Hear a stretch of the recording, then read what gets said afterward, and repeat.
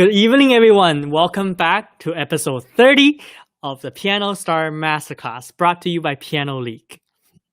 As always, you can ask us any questions in the chat, and we'll do our best to answer them. Also, be sure to check out our newest virtual competition, the Piano Star International Piano Competition for professional and amateur pianists aged 18 and under. The deadline is October 25th, which is in less than 2 weeks. Today's guest teacher, Dr. Jiayan's son, has captured major prizes in the Leeds, Cleveland, Dublin, and Toronto international piano competitions. He received a Doctor of Musical Arts degree from the Juilliard School under the tutelage of Joachim Kablinski, and Stephen Hoff, and is now the Iva D. Hiatt Visiting Artist in Piano at the Smith College. Today, he'll be discussing with us the secrets of score reading. It's an honor to have you on the show, Jiayan. Hello, Brian. Hello, everybody. It's my pleasure to be here and my honor to be on our show. Right. For those of our audience who don't know, Jiayan and I, we both went to Juilliard and are very good friends, and it's very, very happy to finally talk to you in this way during the pandemic. So I just want to get started right away since we only have 30 minutes of the talk, and I want to get a lot out of you. First of all, where did your interest in score reading come from that led you to want to talk about this topic? I think ever since I moved to this country, to America, for my studies, I've been fascinated to know as much as possible what I'm playing, meaning the notation, and later on also the instruments from the time of the composers, the sounds that they could have heard. And this has been my preoccupation for so many years because I feel that when I interpret a piece of music, I'm like an actor on stage. Like I'm assigned this role by our director, Brian Lin, for example. So, for example, the role of Hamlet. So I get the script that Shakespeare left to us. And of course, it's my job to study every word. So I have to know how to pronounce every word and then the meaning of every word. But as we know, that's only a starting point, being an actor, because we have to start to know the message behind these words, the sentences that Shakespeare wrote. And then I will start to, in a sense, to relieve this character in myself and eventually to communicate that with my audience. And I think that's the duty of a performing musician, an interpreter of music. So it's my pleasure to discuss our topic today. And it's a huge topic, and we cannot possibly cover even the surface of this big topic.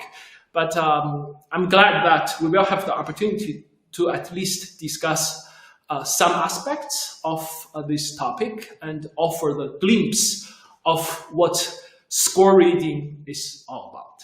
Of course. And for those who don't know, you have accomplished a feat of performing all 30 Beethoven sonatas. Right, so that's as we all know, that requires a lot of these skills, and I can't wait for you to share with us. So, as I understand, you have some examples that you like to do. Do you want me to pull it up right now?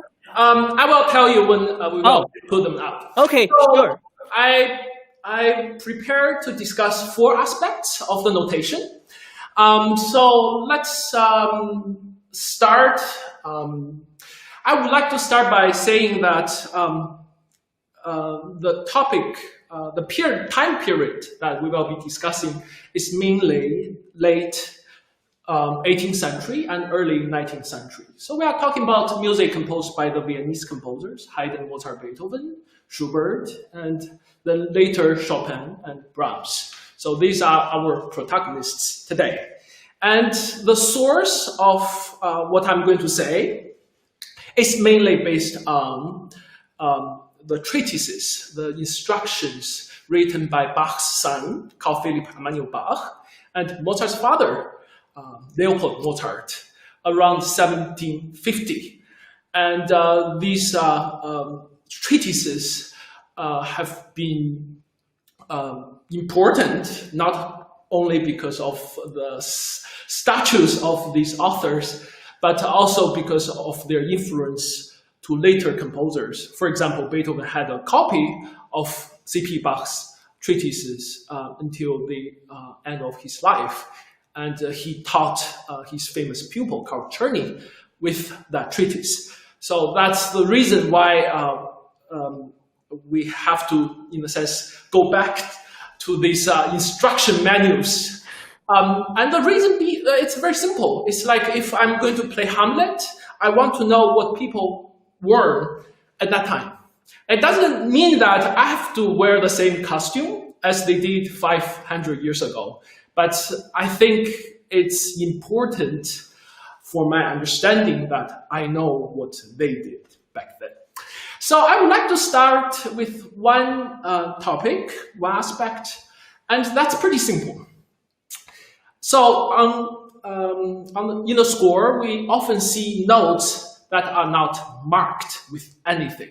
So if we play a sonata by Haydn, Mozart, and early Beethoven, very often we see notes that are not marked with anything. So just a quarter note, or just an eighth note, or just a half note, without a slur, without a staccato dot.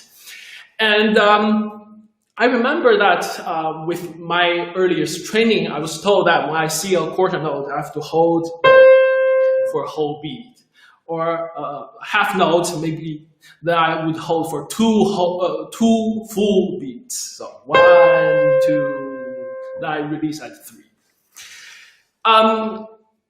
Interestingly, if we read the treatises by Bach and Mozart, that's not what they said. So according to C.P. Bach, a note that's not marked with any articulation marking is usually held for half of the note value.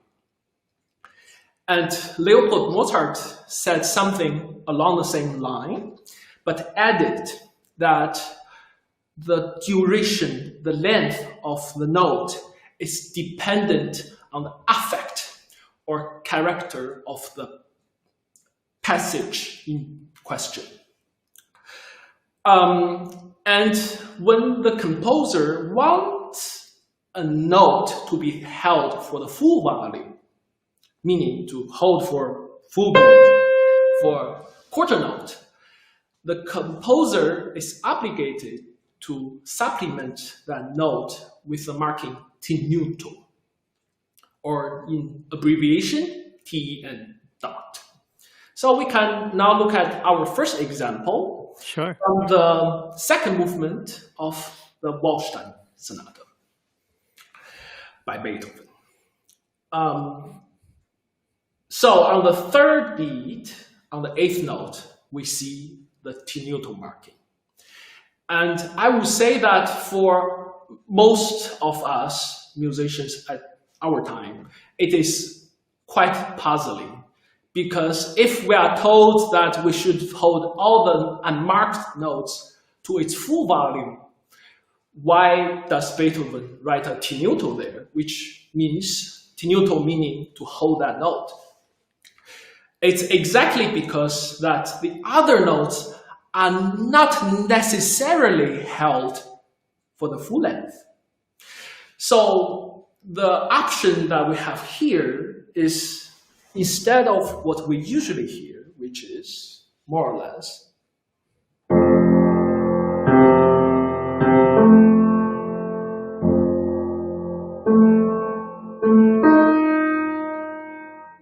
meaning to hold all the notes with our fingers and with the use of pedal. very likely that Beethoven meant some kind of articulation, especially with the dotted rhythm. So perhaps Beethoven meant that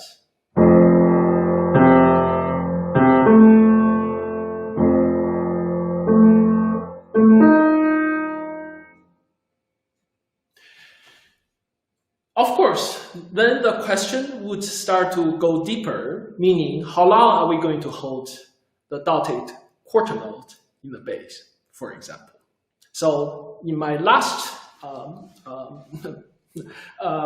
demonstration, I held the left hand for the full volume.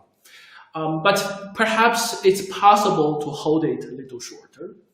But in this case, I would argue that since the character of the passage is rather profound and deep, we might want to hold the bass longer, or perhaps to almost full volume because of the character. So let's move to our next example, which is more popular. And I think most of our audience members would find it familiar. It's the beginning of the Sonata Facile by Mozart, Yes. the Junior. For most of us who learn the piece nowadays, to get a decent Ortex edition, we would find something as we have on the screen, which is from the Neue Mozart-Ausgabe, published by Barenreiter. But I remember that when I learned the piece as a boy, I learned from an edition very different from this one, which is our next page. And that's from the famous Sonatina album published by Schirmer.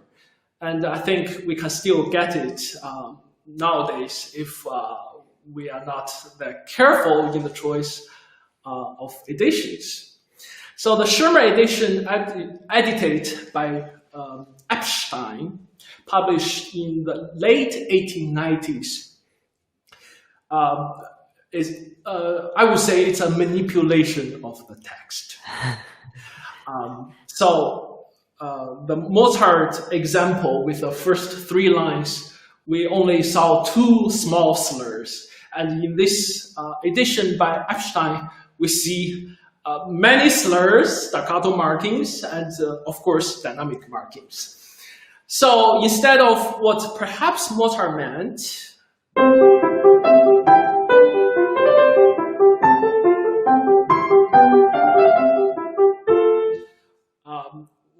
we are asked by Mr. Epstein to play more or less like this.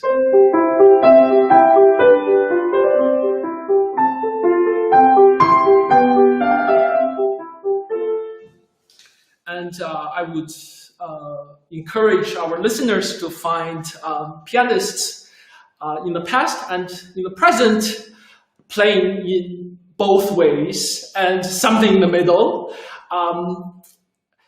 So if we follow the train of thought that I presented by earlier with the treatises by Bach and Mozart, then we know that these notes in the first measure are not meant to be held for the full value, and certainly not to be played legato, as it's instructed by Mr. Epstein. So yes. Just a follow-up question. So why do you think Mr. Epstein did include those slurs? Why is that? By the time that Epstein edited this edition in the late 1800s, I would say that the taste changed drastically.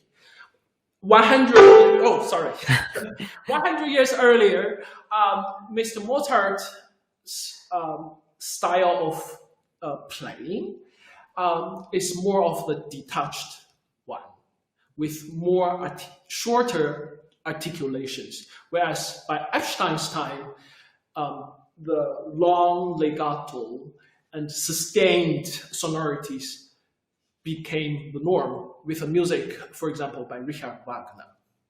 And this is very easy to understand.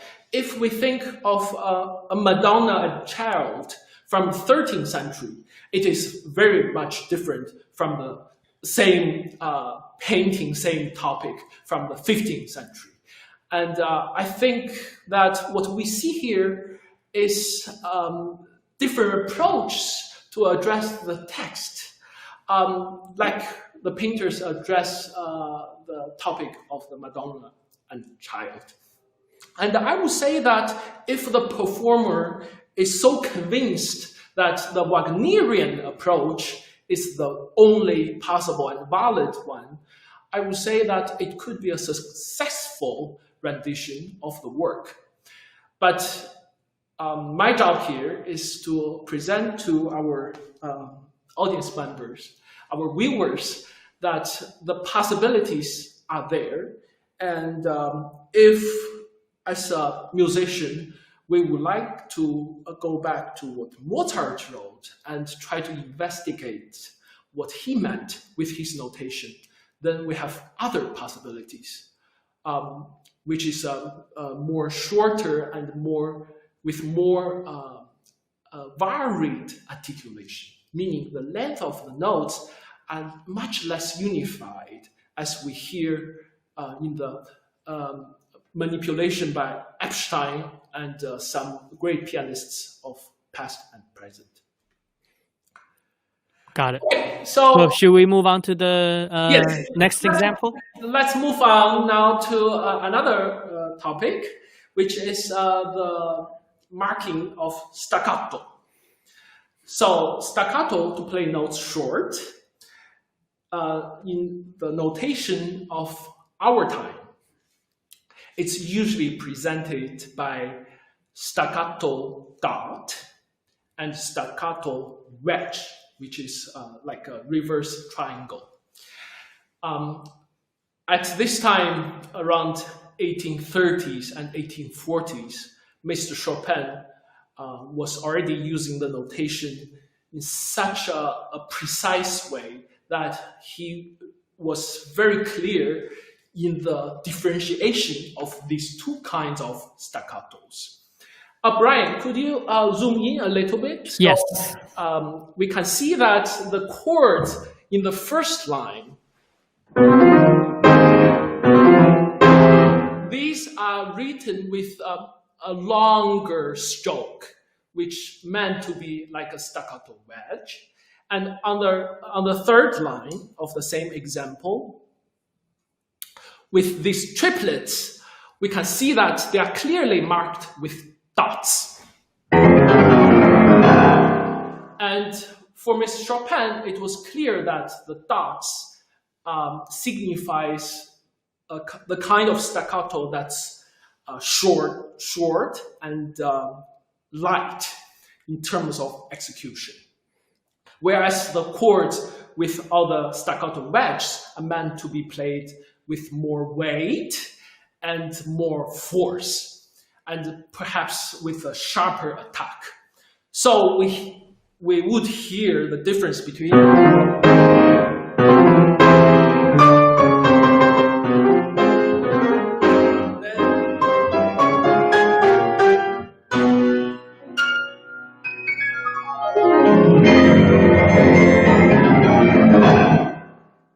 it's understandable that with staccato notes at this register,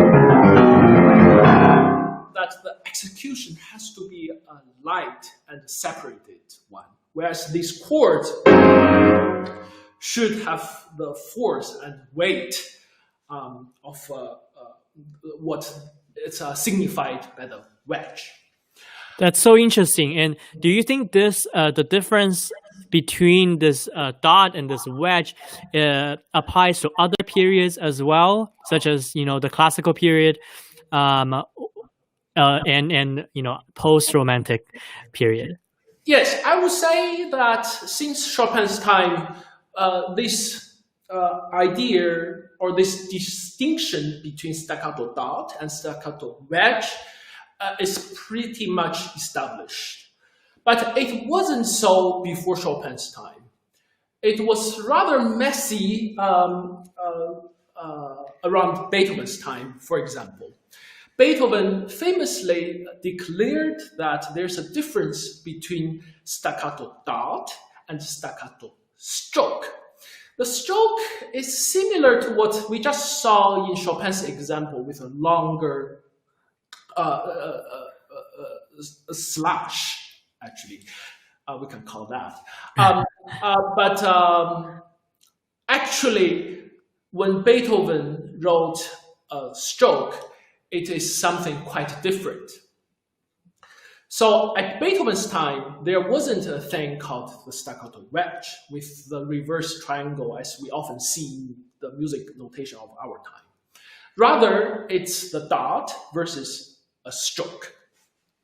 And it started this impossible dispute whether there's any concrete difference between the stroke and dot.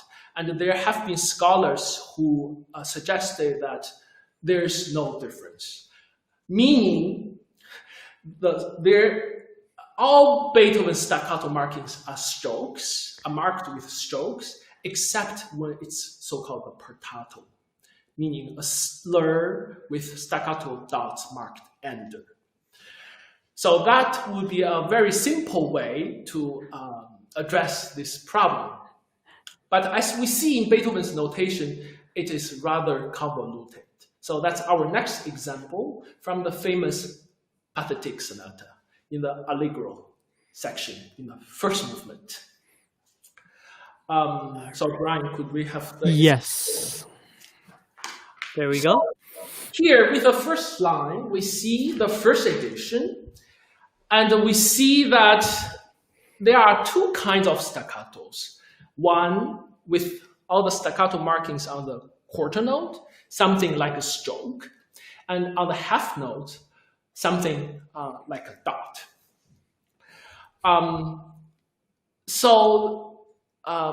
It's impossible to know whether Beethoven was conscious or really meant with these kind of subtle differentiations.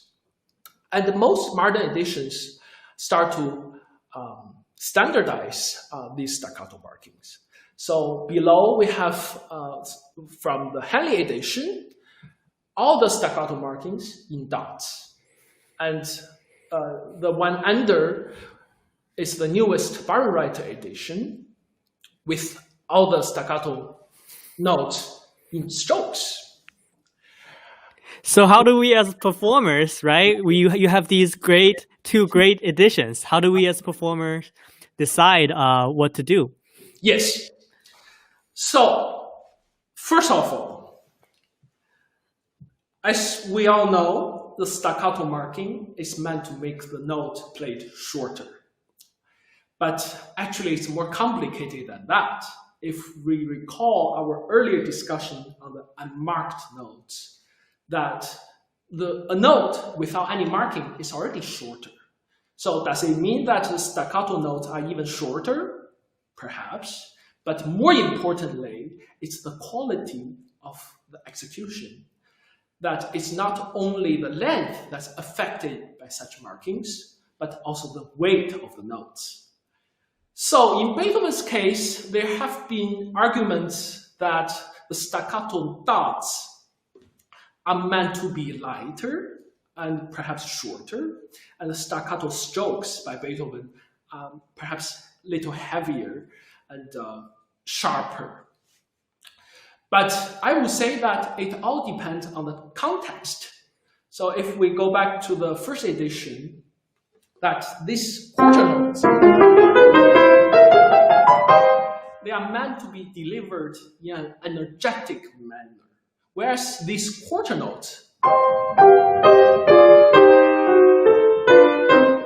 they are... You mean the half notes? Half notes, yes. Thank you. So the half notes at the end of the line, they are meant to be delivered perhaps less sharp and perhaps with a little bit of weight because they are half notes. So what I want to suggest here is much less categorical, to say that one kind of staccato marking is shorter or the other kind is longer. Rather, we have to understand all these markings in the context of the whole phrase, the whole passage, and perhaps the whole piece. Then we can understand whether they are meant to be shorter or longer staccatos, lighter and heavier staccatos. For example, the same stroke as we see here. It's also here. In the last Beethoven sonata in C minor. And there, all these quarter notes are also marked with the same stroke. And in that case, because of the character, they certainly meant to be delivered in a much heavier and decisive manner. So the central consideration here is to view all these markings in the context of the character and the affect of the passage. Got it. Very well said. Should we go on to the next examples? Yes. So I think because of the time, we will just wrap up with our last point, which is legato slurs. So, do you want me to show this? Which example? Yes, please show this example, which Okay. is from the F major sonata by Mozart. So, as we know, the slurs, they meant that the notes under slur should be connected and played legato. So I think in that realm, we are pretty clear. Most people would agree, yes. Yes. But there's another add-on to that element, which is talked about in the treatises, that the notes under slur imply a diminuendo. Meaning the first note or first few notes under slur should be played with a sense of emphasis. And as we go with the slur, the notes later would be played lighter. And perhaps by the end of the slur, shorter. In that sense, the release at the end of the slur is ubiquitous when we think of a passage like the beginning of the Tempest Sonata by Beethoven. These two-note slurs have to be delivered with this gentle diminuendo and the release of the second note. If we look at our Mozart example, we have a lot of those two-note slurs in the right hand.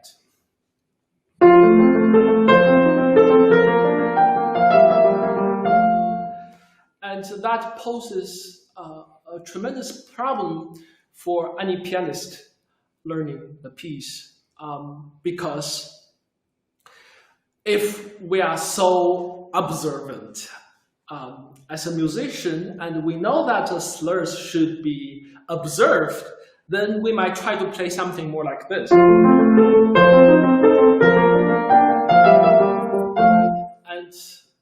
to our ears, that certainly is not a pleasant rendition of this phrase. Then we would counter that unpleasant rendition with a more smooth execution, as we encountered in the earlier example of the Sonata Facile. So we put on a much longer slur, such as this.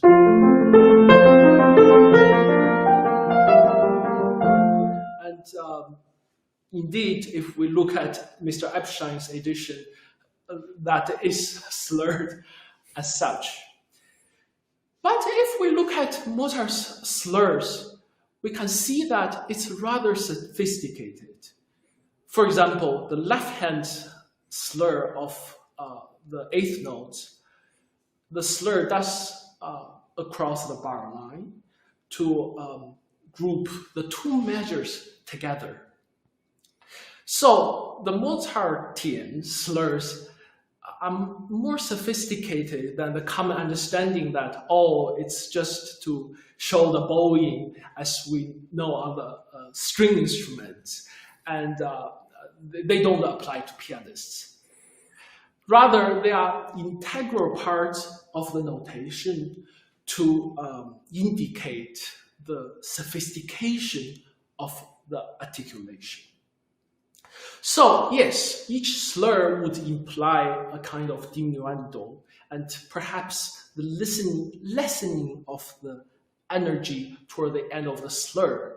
But each slur in the first three measures, they would have very subtle yet important differences in their delivery. So they are not the same. Rather,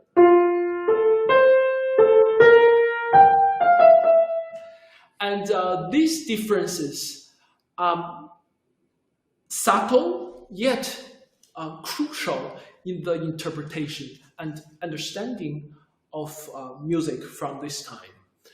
And that's certainly an aspect that's to be explored by us in our studies. Yes, I think that's very, very, you managed to pack so much information in so little time. And I know we're over time, but I just wanted to get one last point, one last opinion from you before we move on to the masterclass portion, which is, you mentioned actually before our talk today that this kind of score study, this kind of integrity towards music does not contradict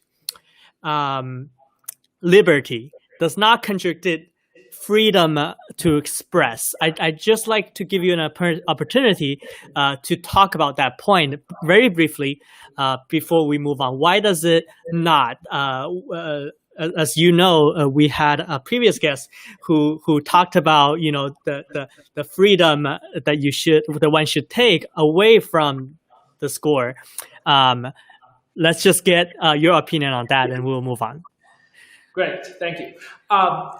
And I hope that from our short and packed discussion today, the main point that I want to present for our audience is that score reading is not a dry task or a task that's about pointing like every dot on the page to become a text police. That's a misunderstanding of what musical notation is all about. Ferruccio Busoni famously wrote that all musical notations are transcriptions. When a composer puts down their musical thought on the paper in our advanced Western musical notation, it's already an act of transcription. Our job as an interpreter, as a performer, is to bring this notation alive. And yes, the way to bring the notation alive is through the understanding of culture, the understanding of the time period, the inspiration of the musicians of the past and present, and also the study of the script, the notation itself. It's not an one-sided conversation that by looking at all these notational elements, we would bring this piece alive. It's only one aspect, but it is a crucial aspect that we shouldn't be afraid to subject ourselves to the notation, Because if we love the music by Mozart, by Beethoven, by Chopin, and we care about what they wrote down to bring them alive, their masterpieces alive, then we should, in a sense, delve ourselves to the material with our imagination, our inspirations. So I would like to conclude by a sentence that Busoni quoted in his letter to his wife. He was fascinated by Leonardo da Vinci. He was going to write an opera on him, even though he never did. So the quotation is that knowledge is the love of a thing. The deeper the knowledge, the more powerful the love. So it's about the love of music, and through the understanding of the notation, through our love of the score, we can love the music more, both as a performer and as a listener. Thank you.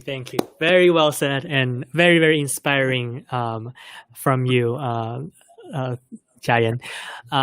So I guess now is the time for our masterclass portion. I just want to remind our audience who are watching, Jiayan is also a judge at our newest Piano Star competition. So if you want to get more, knowledge from him, our finalists, if you're lucky enough to be one of the finalists, will get a chance to play for 3 judges in the finals.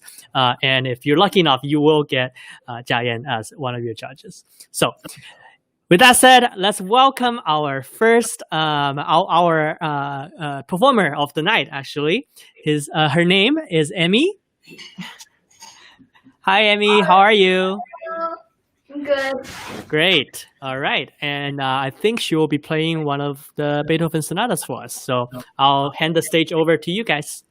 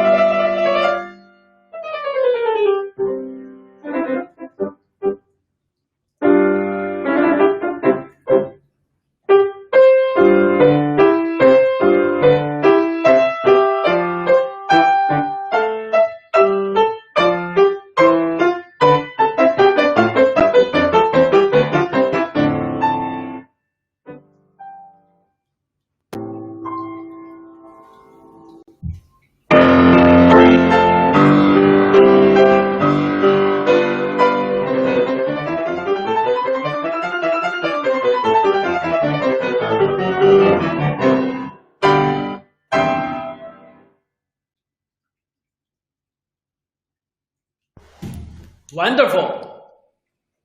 Great playing. Thank you. Very enjoyable to hear your performance. It's very lively and full of enthusiasm. And as I would imagine, as the young Beethoven was when he went to Vienna in his 20s. And I think your playing captured that very well. And it's admirable how you accomplish all the technical difficulties with such ease. It's very tricky to play these early Beethoven sonatas, and you accomplish wonderfully. So it's great. So congratulations. I would like to start our conversation from the end of the exposition, actually. So not from the beginning of the piece. So could you look at measure 77? So I think Abby's playing really captured the dramatic effects of the piece pretty well. So I would like to further that conversation on how we can even make the piece more alive, with the characters more vivid in a sense. So here is the material from the end of the exposition, yes? Amy, could you play from there, just for our audience?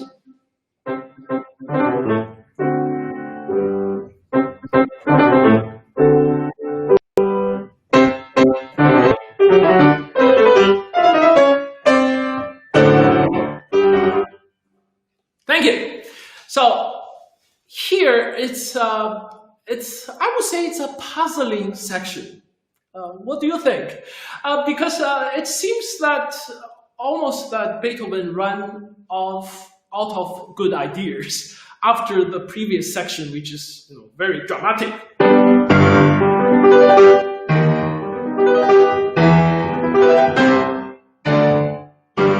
mean, he could have already finished the exposition here because he's already in the right key of the G major, right?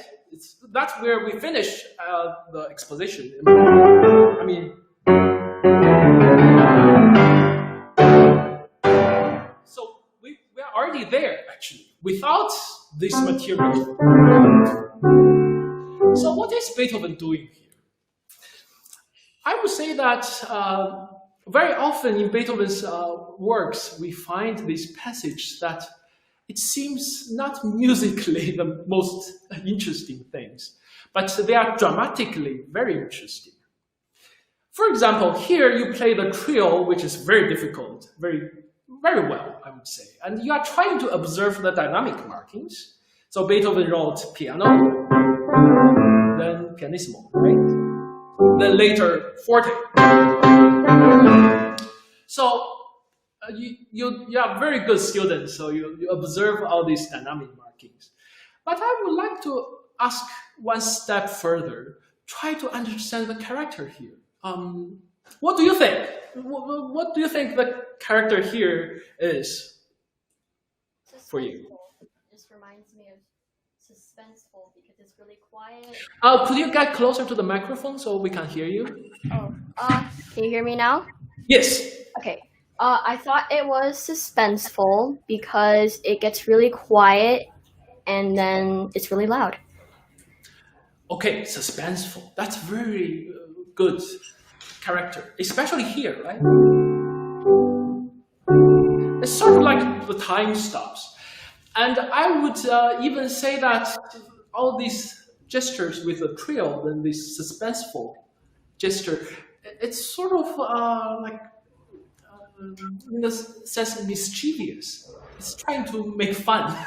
It's trying to poke people, like instead of like being like very proper and formal. Which in a sense he does here. I mean, in some parts of the piece, like here. I mean, it's very energetic, but it's also like proper. In a sense, it's almost ceremonial with all the trumpets. But here it's not. It's rather private and personal and meant to be playful. So I would say that it's both in our articulation that it's we can really make the short notes even lighter. And when we have the pianissimo really soft and feel the time, the suspense. And with all the rests, don't rush. We can take more time with these kind of suspenseful rests because it's meant to be dramatic, meaning we don't know what's going to happen the next second. Yes, we know the music so well, we memorized it, so we know how every note goes.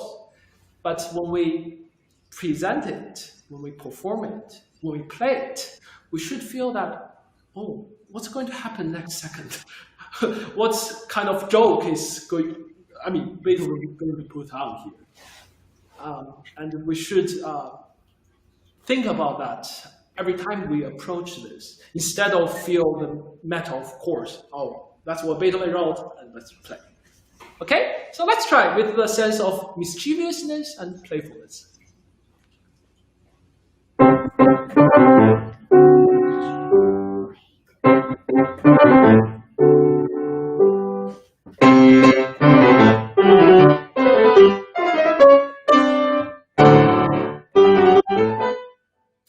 Thank you, very good. Okay, so let's try again. It's already much better. So the rest, great. Very, very well done. But I would put a little bit time before the pianissimo also.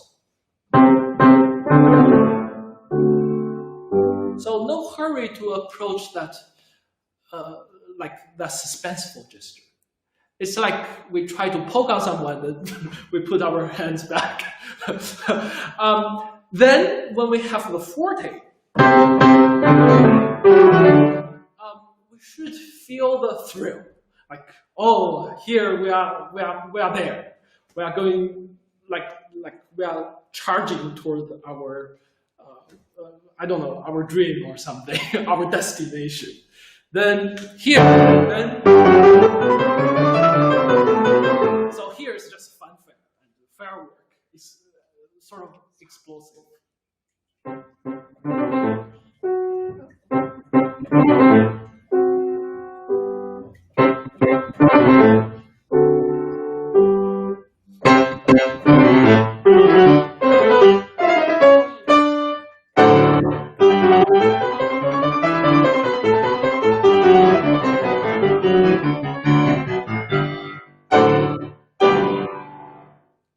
Wonderful.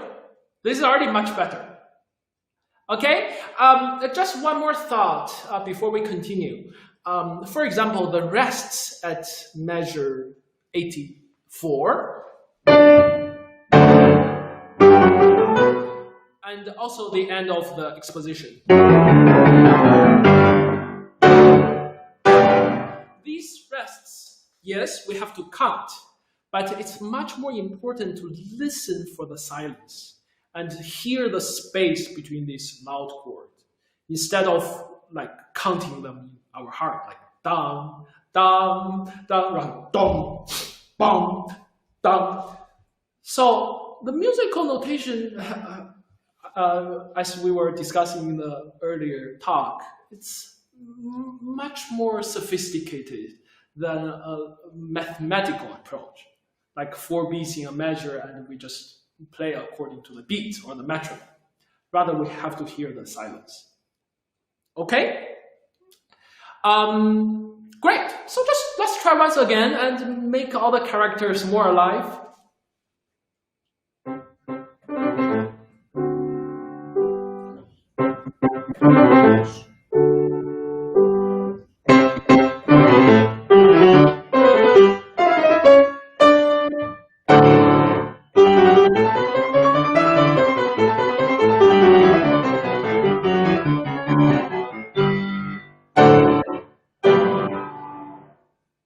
Great. This is much better. Thank you. Okay, so that's one example of what we can go further with our study of a piece. Meaning you already accomplished a great deal with in the sense not only the technique but the understanding of the music. But that's in the sense the next step, how we could get an in-depth understanding of the characters of each passage and each phrase and each element. Okay, so to continue that conversation, could we look at measure 47? So the page, yeah, where he marked dolce. So that's in the sense the transition in the exposition. We can also call it the second theme, actually. So earlier, the minor theme is played very beautifully by you, and it's wonderfully done. So, but here, so Beethoven marked dolce. What does dolce mean? I never really studied it, but I think it means soft and slow. Soft and slow. Soft and slow. Soft is close. Slow, it's not close at all. Sorry. And I would encourage you to really study these words, like what they mean and what they imply. For example, if you flip to next page, measure 107, I think you don't know what calendo means. So actually, we can talk about 107 just briefly just for I mean, that calando means lowering of the volume, for example.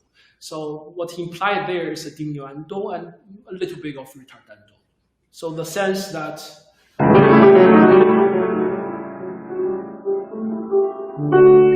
the sense of sort of disappear there. So we should know these words. Otherwise, in a sense, we miss most of the message. Okay?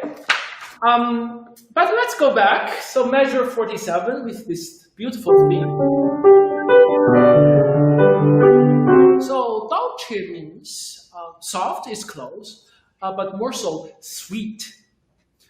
So if you go to an Italian restaurant, which is hard nowadays because we don't go to restaurants nowadays, if when we can go to an Italian restaurant and in this country even, like a good Italian restaurant, the dessert menu would start with the heading dolce, usually with an I at the end for the plural. So dolce basically means sweet dessert. Okay, so when we see the word dolce in music, it's not only to play softly, but also with a particular kind of tone color. And very often it's sweet. And in this case, I would say soft and sweet would be a appropriate understanding of the character here. Okay, but not slow. Slow is not a part of what dolce means. Okay, so if we clarify ourselves that dolce means soft and sweet, then we can play this with more legato. But also perhaps a little bit of pedal, especially at the second halves of each measure.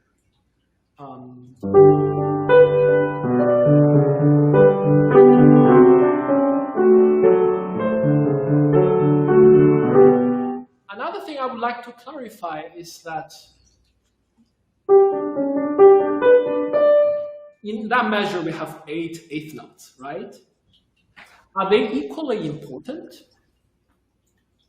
Yes. Oh, they are. So we should hear solidly every single one of them. No. There's a background note and a note that's part of the melody.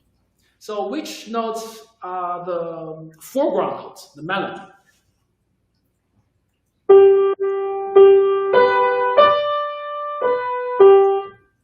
Great, thank you. So could we try playing the passage this way?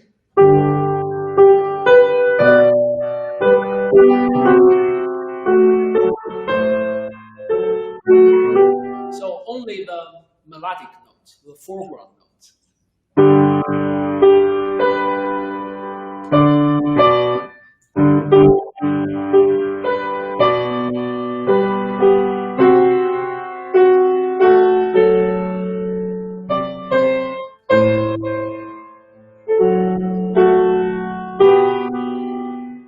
Great, thank you. Could we try once again? So yes, it's pretty new for you, but I often suggest to my students or myself with material like this. It looks pretty simple on the page, yes? But when it's multi-layered in the sense, we try to really understand both conceptually and orally how the layering happens. So, and not only to play the notes of the foreground, but also the shape, how with each marked with the slur, yes? And for me, here I'm recalling a comment made by the great cellist Casals. He's one of the greatest cellists of the past.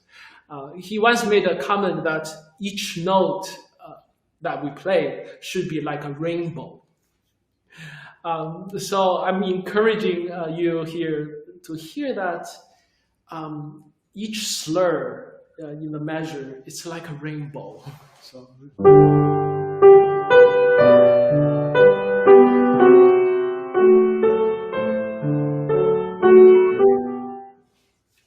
Could we try?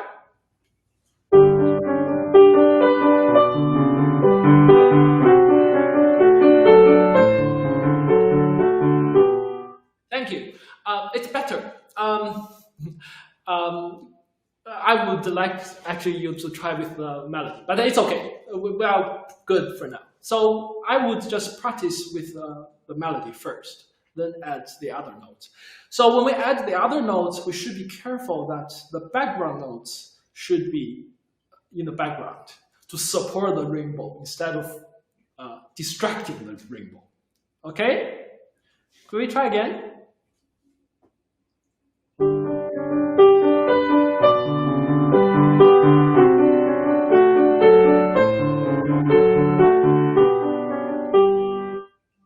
Pretty good. Okay, it's better and more smooth, but it could be more smooth. Okay, but could we try again the same thing and let's finish the phrase.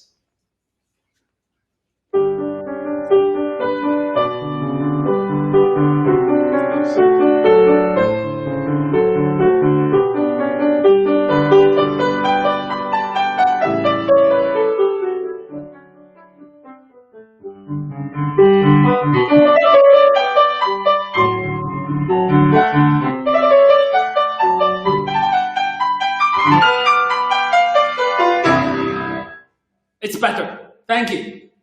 Okay, so just be careful that when we have this cascading of notes, make sure that the thumb is lighter, so the thumb doesn't come out too much. Okay? Otherwise, it sounds a little bit too rocky, edgy instead of smooth. But it's already better now. So for the remaining few minutes of our time, I would like to talk about the very end of the piece. I mean, the last section. So let's say measure 218. So second to last page. Yes? So what do you think the music is going on there? Because here, with the fortissimo,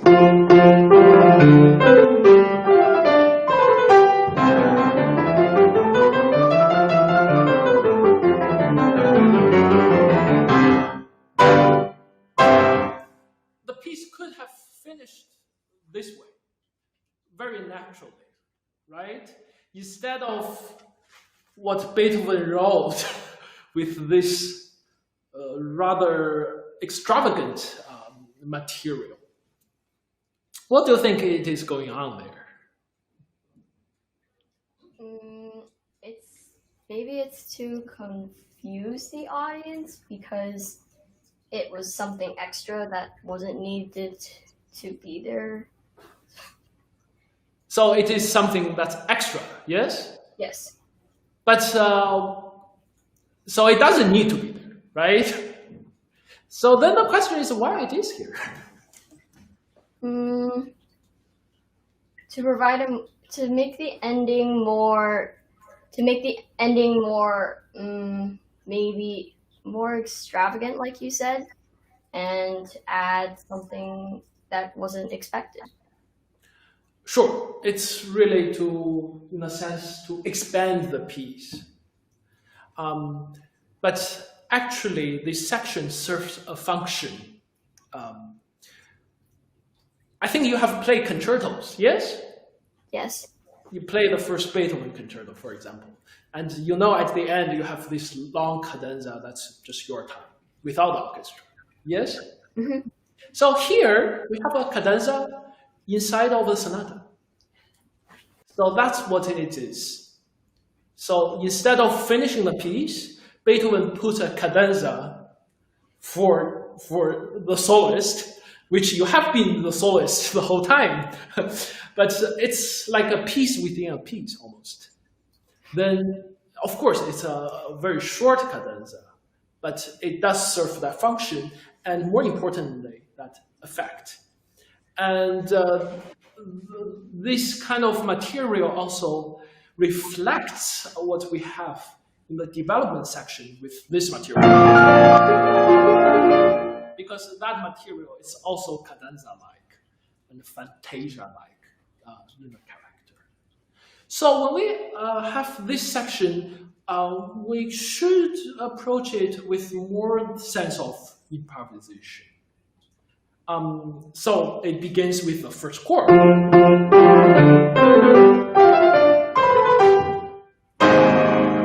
mean, this is, in a sense, mind-blowing. That this is the least expected sonority that we would hear. Then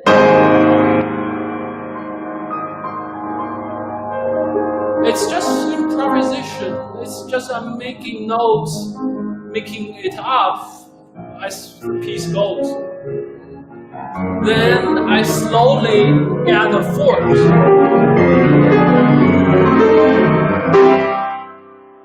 Then we reach the 1/6/4 chord, yes, and then it's more like a cadenza proper.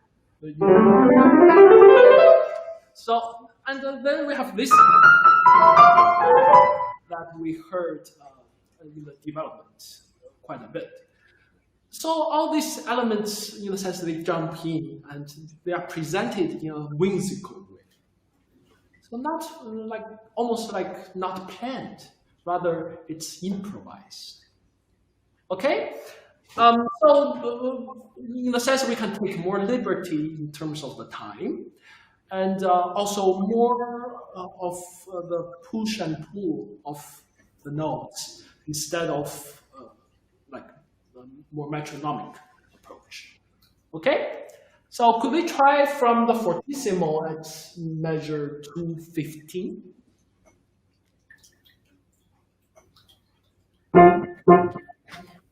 Wait.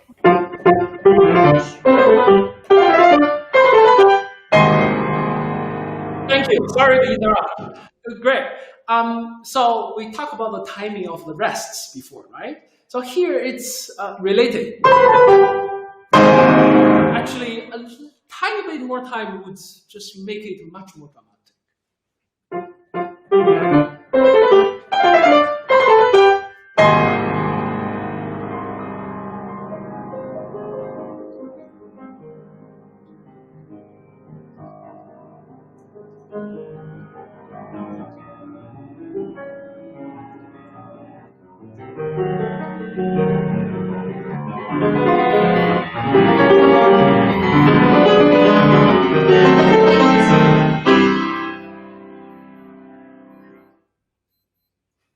Continue, please.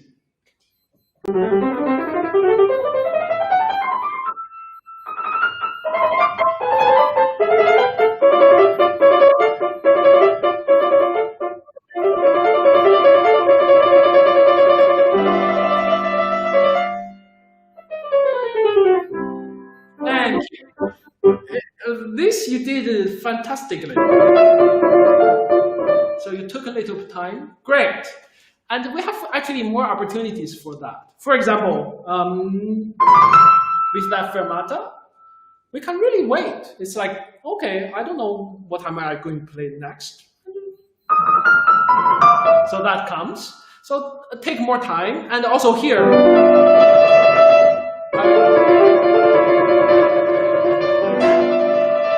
like when we reach that trill, as you know, in the cadenza, that's the signal for the orchestra to come in. So that's the moment of like the victory, right? I'm at the end. That's the light at the end of the tunnel, right? So we could be more victorious in the sense. And now it's the joke. So it's like, oh, this is just for fun. It's not serious. Okay? So I'm not saying that the music, the music making itself is not serious. We are deadly serious with everything that we do. But the character that Beethoven presents here, it's not meant to be a proper or like with time. Rather, it's meant to be with a lot of wings and mischievousness. Okay, so let's try from here.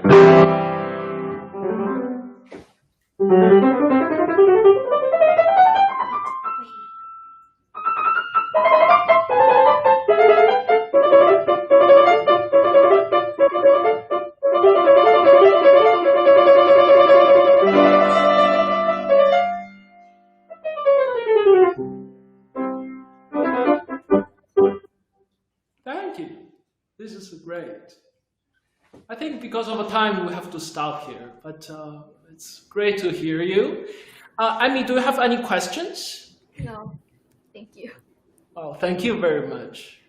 And good luck with your studies.